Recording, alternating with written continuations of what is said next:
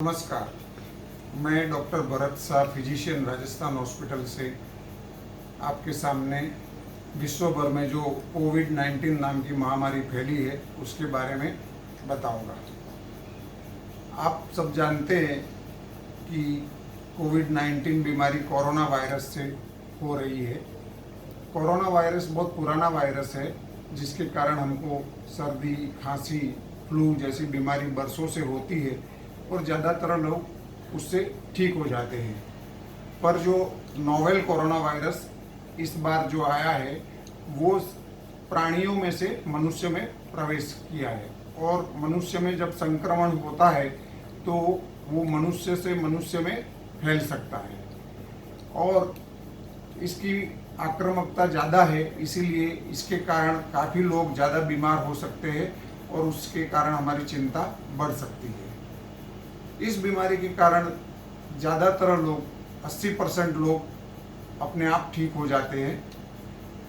15% लोग करीब हॉस्पिटल में एडमिशन करने की ज़रूरत पड़ती है और उसमें से कई लोगों को वेंटिलेटर पे भी रखना पड़ता है और करीब 2 से 3% लोगों की मृत्यु भी हो सकती है। इस बीमारी के लक्षण क्या है तो उसके बारे में हम जानेंगे कि ज़्यादातर लोगों में बुखार दिखा जा सकता है, खांसी आती है, कमजोरी लगती है, भूख कम लगती है, सांस लेने में तकलीफ होती है और जब बीमारी बढ़ जाती है तो बॉडी के दूसरे अंगों पे असर होकर सेप्सिस भी हो सकता है और ऐसे पेशेंट को वेंटिलेटर की ज़रूरत पड़ती है और उसमें मृत्युआंक भी बढ़ सकता है।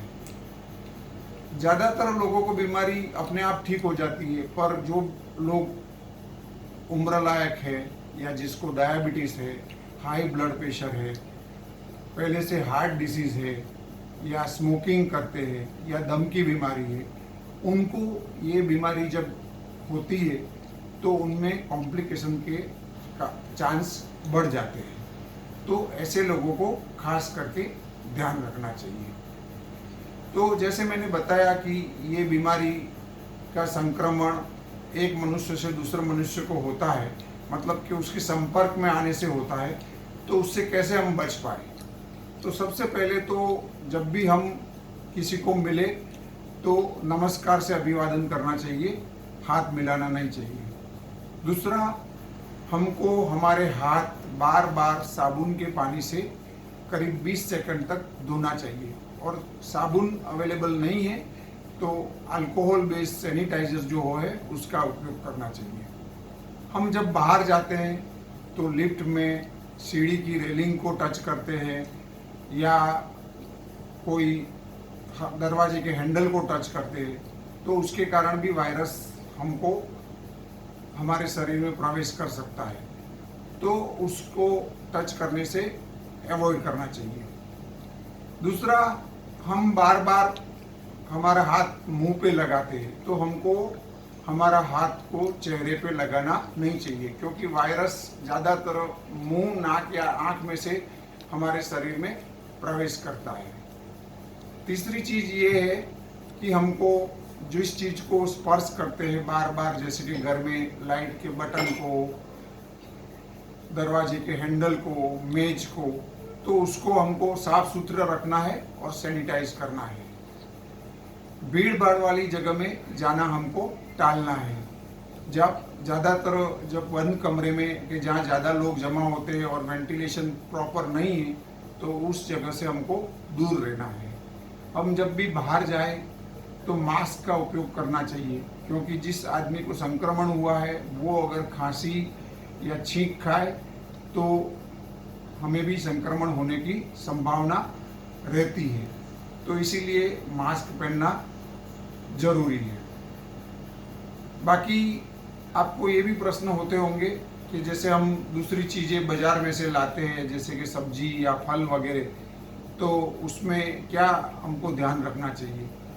तो सब्जी या फल लाओ तो हम घर में लाके उसको पानी से स्वच्छ रखना चाहिए और उसके बाद ही उपयोग करना चाहिए। हम जब ग्रोसरी या शॉपिंग करने जाते हैं तो क्या ध्यान रखना चाहिए। तो शॉपिंग की जो ट्रॉली होती है वो कई लोगों ने यूज़ की होती है, तो उससे लेने से पहले हमको उसको सैनिटाइज कर देना चाहिए और उसके बाद ही उसका उपयोग करना चाहिए। फूड पैकेट्स वगैरह जो आते हैं उसमें हम बाहर से उसको साफ कर सकते हैं, बाकी फूड से फैलने की संभावना कम रहती है। तो जब भी हम बाहर जाए तो सोशल डिस्टेंसिंग यानी कि लोगों से 6 फुट कम से कम दूरी रखनी चाहिए, कि जिसके कारण अगर कोई खांसी करे, छींक आए तो भी उससे हमको संक्रमण होने की संभावना कम रहती है।